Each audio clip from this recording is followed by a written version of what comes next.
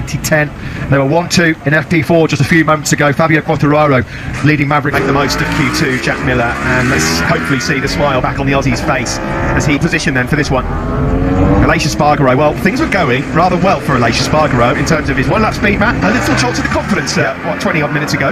Yeah, 2 spills in FP4. This rider, 3rd place he was only 400 away from actually topping the... Yeah, you'd have to go back through a few books to find out when the last time Bradl was on pole. Here is a very famous face indeed, a legend. Looking as fit and healthy as ever, isn't he, Jacopo Agostini? When you talk about legends in racing, well, they don't come much bigger. While his fellow countrymen take our 4th pole position of 2021. Pecco Bagnaia already had one so far this season. Behind him on circuit is Franco Morbidelli, but Bagnaia will be ultimately at the end of this lap the first to set a lap time. He's gone out there on a extra grip from that soft rear tyre. It just perhaps pushes that front tyre offline, creates a bit of understeer. So we've just had a little bit of extra support from the Ducati right now, Pecco Bagnaia. So he certainly needs perhaps that little bit more stability when he pulls on that brake lever and trail brakes as well. Garage to out on circuit for Pecco Bagnaia.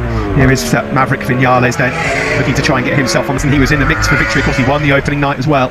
He knows it's crucial. He's got to get on that front row. So it will be Pecco Bagnaia then, who's being tailed by Morbidelli.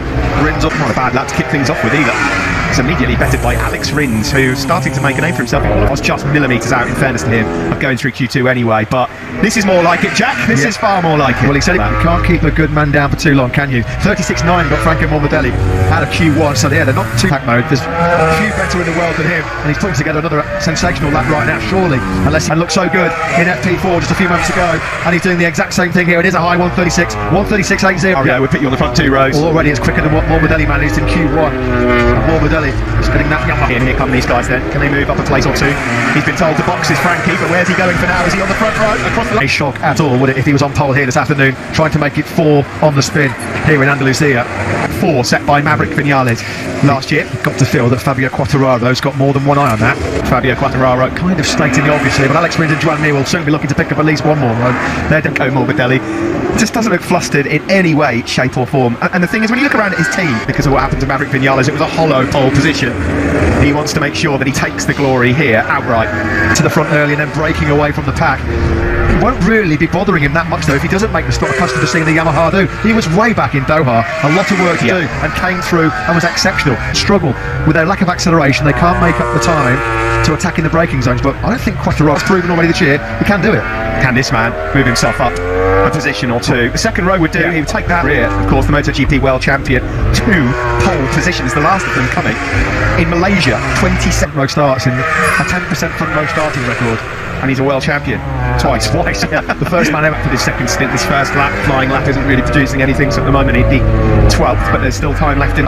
He'd definitely take that, but he's a couple of tenths behind the 2 Yamaha men ahead of him, which is quite a lot of time to make up around this Jerez.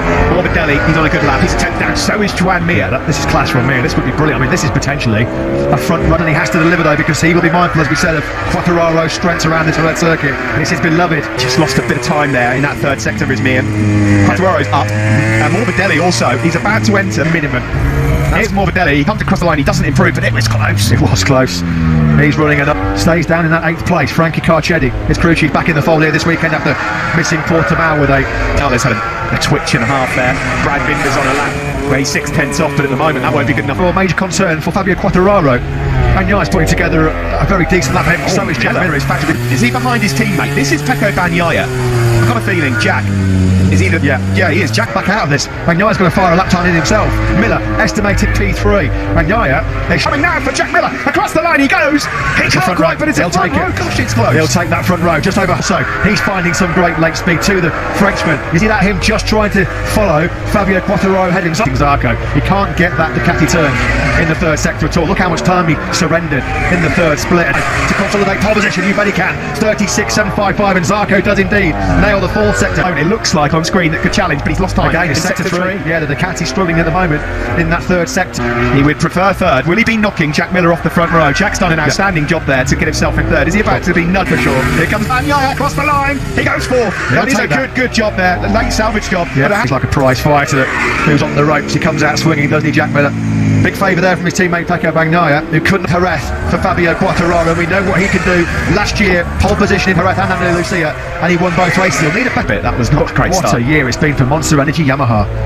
Yeah, it really has been something special, hasn't it? Won 4 straight races, was back in the middle of 2016. Started here, that sequence in Jerez, Le Mans, Mugello and Cabon, long years ago.